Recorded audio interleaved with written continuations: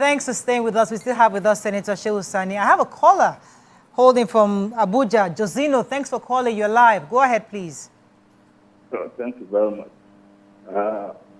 Please, I just have something to say about this issue of the flag.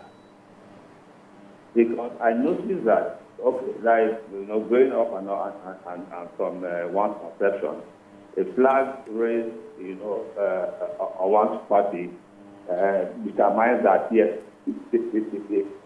property is under the authority of the flag. Okay. This same flag that these boys are carrying around was the same flag that was as the president's national address. So I'm thinking, what is the correlation between that flag, because the flag came out at about the same time or the same time. So I'm wondering, what is the flag? Are people in government aware? Because people, for instance, might not have known that a flag is good to place. But the same flag, I share the colors and the arrangement, and it's the same. So I'm wondering, is the flag? All right, so the flag behind the president is the military flag. It has a green part of it, so it is blue, red, and white, but it has a green. But this one in particular is a Russian flag. It's not the military, so there are different flags. Senator Shehu, are you there? Yes. Yeah, Nima has a question for you. Go ahead. Sir, if this protest continues, and in this dimension that it is going, what should the president do? And what action will the security agencies take? The security agencies seem to be fraternizing with the protesters. Just as we mentioned, they hijacked the armor tank and the police just let them have it and later took it back. What should the security agencies do and what action should the president take?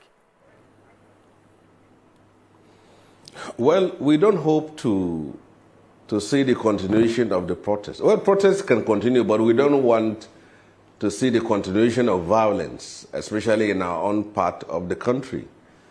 And for now, there are two ways this issue can be addressed. The short term is to ensure that there is restoration of law and order. People's lives and properties are being protected by security forces. The long-term issue is to address the problems of poverty and underdevelopment, which is the root cause of this uprising and unrest you have seen in our own part of the country. Most of these young people are children of poor people, and there is a kind of dynasty of poverty. A poor grandfather, poor father, and then poor children. And this has to be addressed. And this kind of inherited poverty is not a product of what happened today. It has been a long issue. So northern leaders what of the role of the religious address the long leaders? term of it, and then the president. What of the role of the religious leaders? Because when you mention this generational poverty, there's a strong role that the religious leaders continue to play in, glamorizing the poverty and saying this is the way to get to Jannah, is the will of God. And, discouraging the seeking of education, that will liberate their minds. And we saw, in the last administration, we saw how the Emir Sanusi Lamido Sanusi continuously spoke against this, and we saw what happened to him. What role do you think the religious leaders should do at this time? Because I think they have more influence. You see, one of the problems we have in northern part of Nigeria is that the North has kept silent for a very long time and refused to hold people who were in power to account simply because they came from our own part of the country. Protests has taken place in the North today, but go back to history and see. From 1999 to 2024 today, how many times has protests against the government took place? There was, during the time of Umar Musa Yar'Adua, there was a Save Nigeria protest, a demand for the president to resign because of his sickness. The North never participated. During the time of Buhari, there was a protest led even in Abuja here by Charlie Boy when Buhari stayed for over 100 days abroad. The North refused to participate. During the NSAS protests, the North refused to participate. Even during the June 12 struggle in 1993, we were the ones who brought the protests to the North, but we got only few people that participated there. But today, they protested against Jonathan, but they couldn't protest against Buhari and Yar'Adua. So it's political. And now the protest is taking place. So you can see that at a time when they need to stand up and speak, many refuse to do that or fail to do that. When I was in the National Assembly, many times I stood up on the floor to speak about insecurity in northern Nigeria. But I get the largest opposition and challenge from my colleagues who are from the north. In their own thought that I was damaging and destroying the image of President Muhammad Buhari, who is a northerner, and I supposed to remain silent. I come from Kaduna State today. Now, we have the northern part of Kaduna, which is us, and then the southern part of Kaduna. The world only know about the killings in southern part of Kaduna because the representatives that are representing those people in the parliament, in the Senate and House of Reps, do stand up and tell the world on how their people are being killed. But those from the north keep quiet because the person who was there is one of us.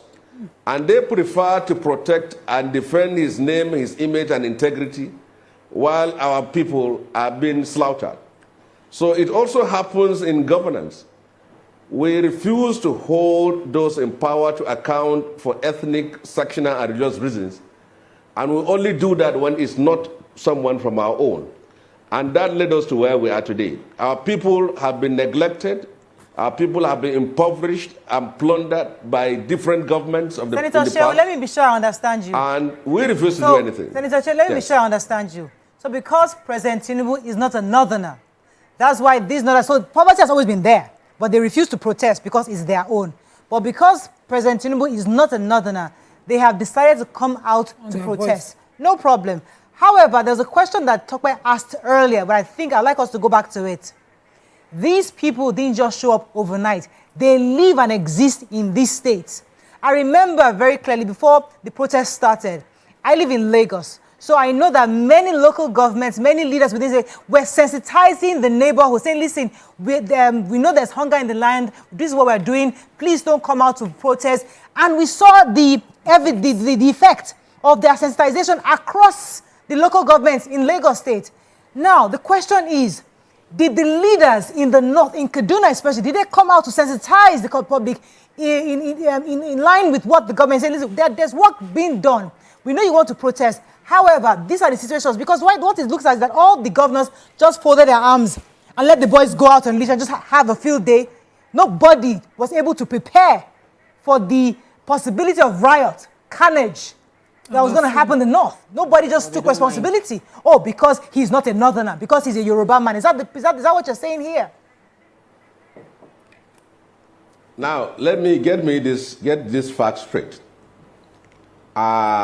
President Ahmed Bola Tinubu is the leader of the country. And every Nigerian has the right to protest against him, even if you are from the north. Northerners voted for him, and they have the right to protest against him. The buck stopped on his table, and he's the leader today. If he addresses the problems of the country, he emerges a hero. If he refuses to address the problem of the country, people have the right to protest. He is a protester. He has a history of protest. So he must respect the right of the people to protest. And he should also address their demands. What I just said was that if this protest that is happening in the north had also happened when other leaders were in power, we couldn't have found ourselves where we are today. But if you are silent yesterday and vocal today, I think you have started late and you shouldn't expect an early result. So what I'm saying is, back to your own issues, monies has been paid to accounts of the state government, and with the recent Supreme Court ruling, local governments are richer.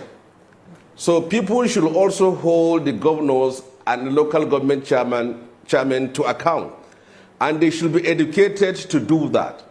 But as of the North, northern governors should sit down and address the problems of the North, particularly the issues of poverty, which is very important. If we don't address the issue of poverty, there is no police, there is no army, there is no force on earth that can extinguish the fire and rage in the hearts of the people. This is my position. Okay, please, can you tell us the measures and how we can hold the governors accountable? What steps? How do you want us to do it? Well, it is generally in the country today, people are more interested in what happens at the federal level than what happens at the federal level. I can tell you that if you go through the net or people in social media, out of every 10 comments you see or 10 posting on X or on Facebook or Instagram, you see it's all 80% of it is about federal government. People don't know much on what is happening in their state assembly. They don't know what their governors are doing. They don't even talk to their own senators and reps. They concentrate on the issue of the president. And it is important that at this time we hold every person in power at all levels to account. I think that is necessary because of the situation we find ourselves today.